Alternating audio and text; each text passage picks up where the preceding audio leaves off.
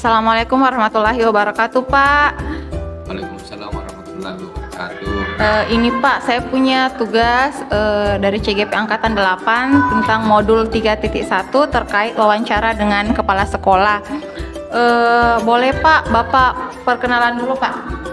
Perkenalkan, nama saya Andi Muhammad Rusdi, MRSPD GRMM. Saya menjabat sebagai Kepala UPT SLB Negeri 1 Bulukumba.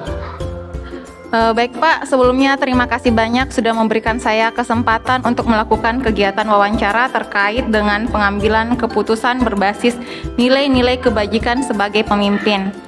Dari pengalaman Bapak, pernahkah Bapak menghadapi suatu masalah selama menjadi pemimpin di sekolah di mana untuk menyelesaikan masalah tersebut memunculkan dilema tersendiri bagi Bapak? Jika ada, boleh diceritakan seperti apa masalah dan kira-kira bagaimana Bapak menyikapi atau bagaimana cara Bapak menyelesaikan masalah tersebut, Pak? Baik, perlu saya sampaikan bahwa setiap instansi atau sekolah itu pasti ada masalah atau dilema dalam instansi tersebut. Tapi bagaimana kita meminimalisir masalah tersebut?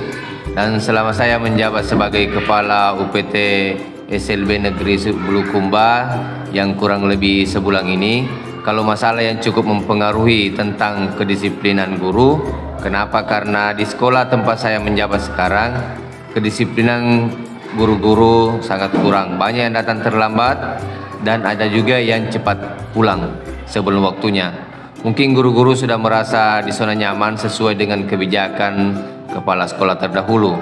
Sehingga dilema saya di situ, bagaimana mengubah pola pikir teman-teman yang tadinya tertidur saya bangunkan kembali. Baik Pak, sungguh dilema yang sangat mendalam, apalagi kita sebagai pemimpin di sekolah tersebut. Dalam modul yang telah saya pelajari ada dua jenis dilema Pak, yaitu dilema etika dan bujukan moral. Dilema etika itu di mana sama-sama benar namun saling bertentangan, dan bujukan moral berkaitan dengan benar lawan salah terkait pelanggaran hukum. Kalau menurut Bapak, bagaimana Bapak mengidentifikasi kasus yang Bapak alami? Apakah termasuk dilema etika atau bujukan moral, Pak? Kalau menurut saya ini lebih ke dilema etika, di mana lebih ke rasa keadilan lawan rasa kasihan. Dilemanya ketika saya ingin menetapkan keadilan tentang kedisiplinan waktu, tapi saya juga merasa kasihan kepada teman-teman yang jarak rumahnya jauh dari sekolah. Baik Pak, sungguh dilema yang sangat mendalam, apalagi kita sebagai pemimpin di sekolah tersebut. Kira-kira bagaimana Bapak menghadapi dilema tersebut, Pak? Saya menghadapi dilema ini dengan berpikir berbasis rasa peduli. Jadi di sini saya lebih banyak melibatkan empati saya ke rekan-rekan guru. Langkah awal yang saya lakukan di sini sesuai dengan kenyataan dan kondisi lingkungan. Karena saya pribadi selalu disiplin, jadi saya memberikan contoh yang baik ke rekan-rekan guru agar mereka bisa melihat bahwa kepala sekolahnya datang jam 6.30 di sekolah. Jadi harapan saya kepada rekan-rekan guru bisa melihat dan mengatakan bahwa kepala sekolah saja datang tepat waktu. Masa kita guru datang terlambat? Kemudian perlahan-lahan saya mendekat teman-teman dengan menggunakan pendekatan emosional. Saya lanjut kepada rapat rutin yang saya lakukan di sekolah. Nah, pada saat melakukan rapat itulah saya menyampaikan bahwa peraturan ASN dan non-ASN tingkat provinsi terkait dengan kedisiplinan waktu datang paling lambat jam 7.30 dan pulang jam 15.30. Sehingga aturan itu harus kita berlakukan di sekolah karena kita full day. Baik Pak, selama ini bagaimana cara Bapak mengambil sebuah keputusan, terutama untuk kasus yang mengandung dilema etika yang di dalamnya sama-sama memuat nilai-nilai kebajikan yang saling bersinggungan, atau kasus dilema etika yang sama-sama benar, Pak? Jadi sebelum saya mengambil keputusan, saya melakukan musyawarah dengan para wakasek dan rekan-rekan guru di sekolah terlebih dahulu. Saya melihat nilai kebajikan di dalamnya dan lebih ke sisi manfaat kedisiplinan waktu kita semua. Jadi kita bisa sama-sama nyaman dalam melaksanakan tugas di sekolah setelah kita mendapatkan hasil dari musyawarah tadi, kemudian ada rekan yang kurang nyaman dengan hasil keputusan rapat, saya akan melakukan pendekatan emosional kepada mereka. Jadi Bapak lebih mengutamakan kolaborasi ya Pak. Yang kedua, melakukan pendekatan emosional. Ini sekaligus bisa menjawab pertanyaan selanjutnya yang terkait dengan langkah-langkah atau strategi yang biasa Bapak ambil dalam menyelesaikan kasus dilema seperti itu. Nah, dari apa yang Bapak katakan tadi, kira-kira hal mana yang Bapak anggap efektif dalam mengambil keputusan dalam kasus-kasus dilema etika, Pak? Ya, kalau menurut saya hal yang paling efektif itu kita lihat dari segi kebermanfaatannya saja. Baik Pak, dalam pengambilan keputusan ini kan biasanya selalu ada hal yang menjadi tantangan. Kira-kira menurut Bapak hal apa yang menjadi tantangan dalam pengambilan keputusan Pak? Dalam mengambil sebuah keputusan pasti banyak tantangannya, ada yang tidak setuju, ada yang setuju. Namun cara saya itu selalu melakukan dulu analisis resiko namanya. Oh, baik Pak. Selanjutnya Pak, kira-kira adakah aturan khusus atau jadwal tertentu dalam menyelesaikan suatu masalah? Apakah diselesaikan langsung atau mengatur jadwal terlebih dahulu atau adakah prosedur tertentu Pak? Kalau saya selama menjadi kepala sekolah, setiap ada masalah atau kasus misalnya dari teman pribadi, biasanya saya panggil dulu secara personal, kemudian saya berikan solusi. Kalau waktu saya mengikuti penggerak angkatan ke-7 lebih ke teknik coaching. Masya Allah. Jadi di sini ada pihak lain ya Pak yang terlibat yang membantu Bapak dalam menyelesaikan sebuah masalah. Ya, itu tadi yang terlibat untuk saat ini saya sendiri dan rekan-rekan guru yang ada di sekolah. Baik Pak, dari semua hal yang Bapak sampaikan, kira-kira pembelajaran apa Pak yang bisa Bapak ambil dari pengalaman Bapak dalam menyelesaikan sebuah masalah yang menimbulkan sebuah dilema etika?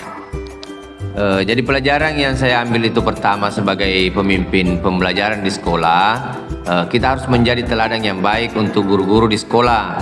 Dan memang nyaman jika kita mengikuti aturan, karena kita sebagai ASN adalah sebagai pelayan publik yang harus taat dengan aturan pemerintah yang sudah ditetapkan. Masya Allah. Jadi sebuah perbincangan yang luar biasa Pak dan sangat menarik. Mudah-mudahan dari apa yang Bapak sampaikan itu bisa saya jadikan sebagai pembelajaran ke depannya ketika saya menghadapi kasus yang sama ataupun kasus-kasus lainnya yang terutama menyangkut dilema etika. Saya juga salut dengan bentuk kedisiplinan Bapak. Jadi lebih ke memberi contoh terlebih dahulu, menjadi teladan, bukan menyuruh, tapi lebih ke memberi teladan kepada rekan-rekan guru. Luar biasa Pak. Terima kasih banyak Pak atas waktunya hari ini. Assalamualaikum warahmatullahi wabarakatuh. Waalaikumsalam warahmatullahi wabarakatuh. Semoga sukses. Terima kasih banyak Pak.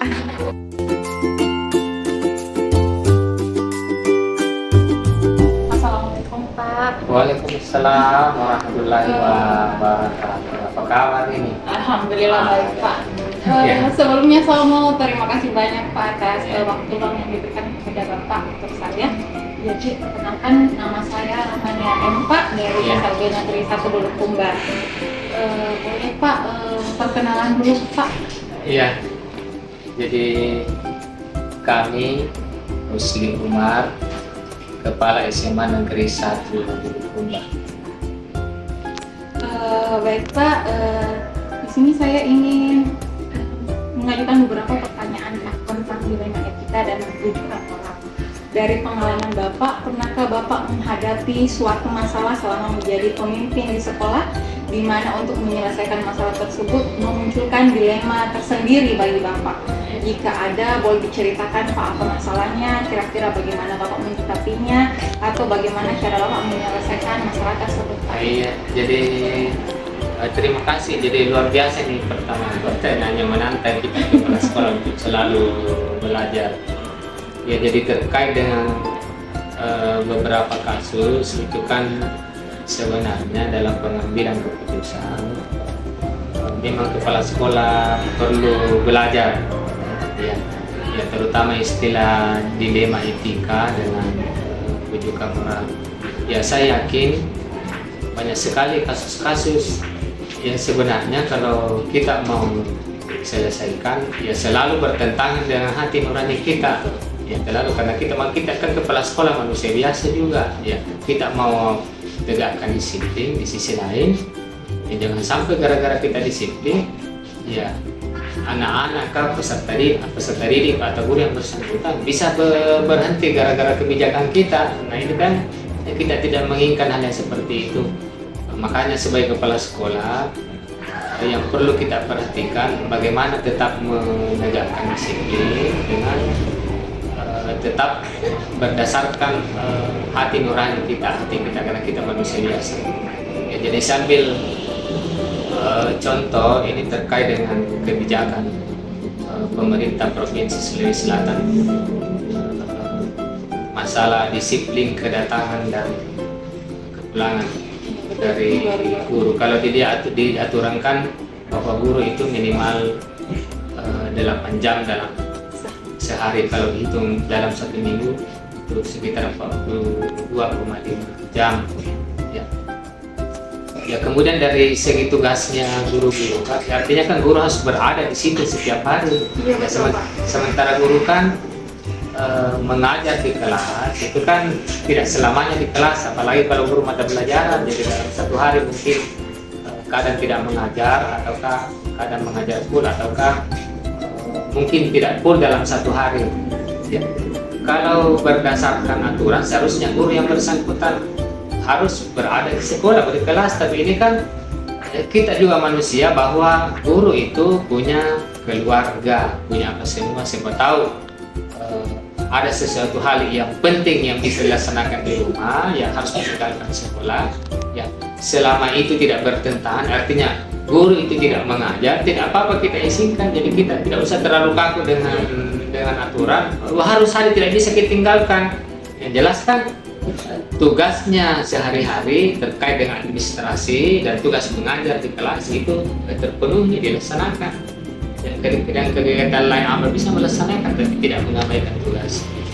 Pokoknya di situ sebenarnya jadi hati nurani kita, karena kita juga manusia biasa. Bagaimana memberikan keputusan, yaitu tadi dengan guru, agar guru tetap bisa melaksanakan tugas seperti ini. Kalau menurut saya Pak, ini lebih ke dilema etika, rasa keadilan lawan rasa kasihan. Ya. Jadi Bapak ingin menerapkan keadilan, tetapi Bapak juga kasihan dengan guru-guru lain yang tidak ada jamnya pada saat itu. Sungguh keputusan yang Bapak ambil itu insya Allah mungkin bisa memotivasi saya dengan kawan-kawan saya di CGP Angkatan 8 nanti apabila saya menduduki jabatan seperti Bapak, Pak. Iya, begini, ini kan saya lihat programnya nih pemerintah mengutamakan ini CGP atau guru penggerak. Ya kalau tidak jadi pengawas, itu jadi kepala sekolah.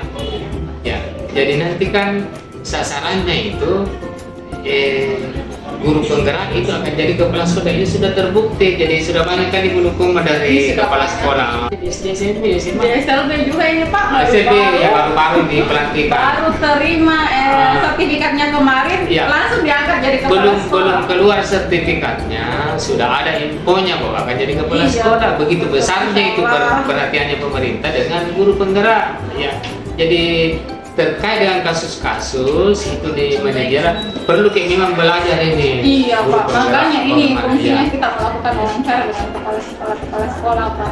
Iya.